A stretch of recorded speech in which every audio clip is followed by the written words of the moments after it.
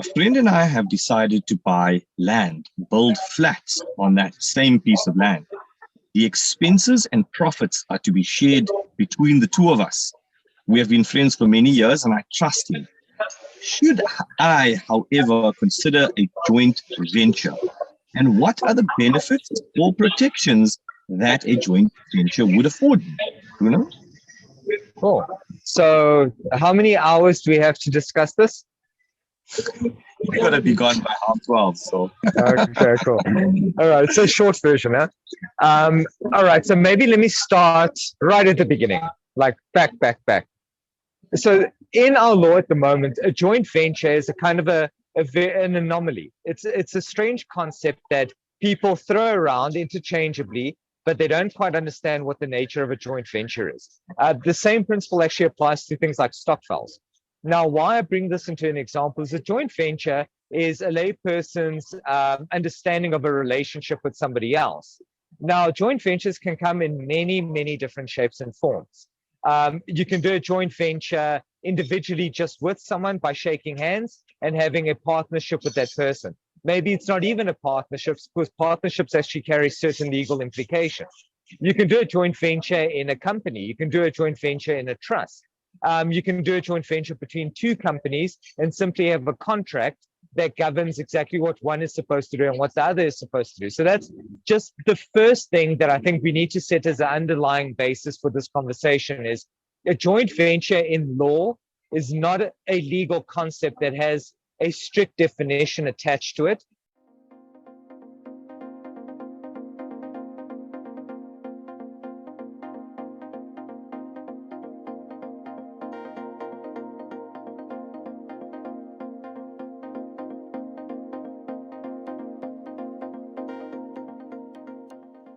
The same way that companies and partnerships and the like do. So when a person asks me, let's do a JV, we have to have a bigger discussion. Okay, what do you actually want to do? And how do you want to govern this relationship? So in a case like this, specific to the viewer, and obviously because of limited time, we need to try to be specific. We're looking at a situation where two people are deciding to do a project together, to contribute something towards the project, and to receive something out of it. So I would already start looking at two possible options here. So it would be either a partnership or it would be a company. Now, why I'm not a fan of partnerships in general in cases like this is the way that partnership law governs partnerships can sometimes be risky. Because if the partnership lands, so remember, you personally contributing to this partnership. So it's you and your partner in this personal relationship. And if anything happens to this partnership and the partnership itself can't pay its debts, they're going to come after the specific partners and they're going to be able to collect from their personal estates. Now, there are ways of trying to exclude this from happening, and it depends on how the partnership agreement is drafted. But the problem that I have is there's almost a presumption that a partnership has to be treated in a certain way. And if a third party wasn't aware of it, he can always try and argue and say, well, I understood it to be a partnership. I understood that both of them would be vested and that I can claim from both of them in case something goes wrong. So I normally feel a lot more comfortable with creating an entity like a company, for example, and having both people as shareholders in this company as 50% shareholders, and they can then go and actually operate this company and run this company. So that's my personal preference. You can do it both ways. The partnership, I feel, is just a bit more effort. Also, the reason why it's more effort is our company legislation at the moment, and this is where there's a similarity between Cilna's previous question, is the Rental Housing Act has certain prerequisites that it lays out. Now, with the Companies Act, it's very similar. So the Companies Act has a lot of rules, there's a lot of sections in the Act that allow and disallow certain things. Now, why that's a benefit is because a lot of the stuff you don't need to try reinvent the wheel to contract for, because it already exists in law. So you can rest on the fact that the legislation governs certain portions of the relationship and you only have to deal with other portions. Now with partnerships, it's less so. So there, you actually have to put in a lot of work to try figure out very specific rules of engagement. How are you going to work with this person? So that's now so that's the basic summary on why companies versus partnerships.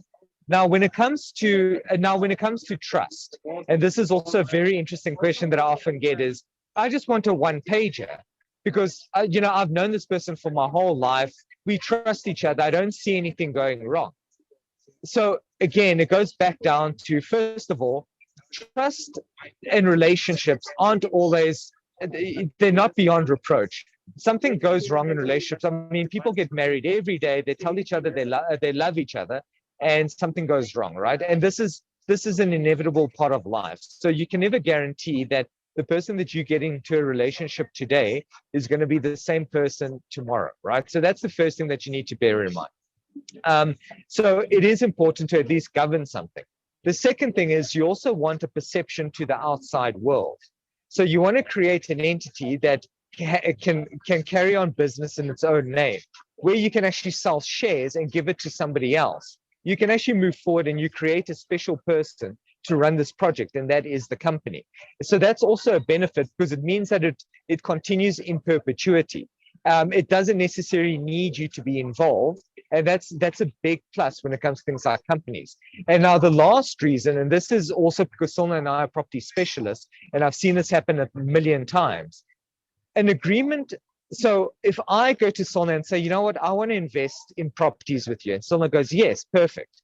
That sounds great. And it sounds like it's kind of a done deal. Now, we've agreed that we're going to invest in properties. We've agreed that's a 50-50 contribution, and we're going to take a certain amount out. But now there's questions that you need to deal with that I can assure you most people don't. So who, for example, is going to be responsible for acquiring finance? Is somebody going to sign as a surety, right? Where are you going to buy these properties? What area? What type of properties? Is it going to be an inner city building, a multi-let student accommodation, or a nice little suburban single-let property? Have you agreed on that? What level of risk? What returns are you going to be looking for? What if one person says yes and the other person says no?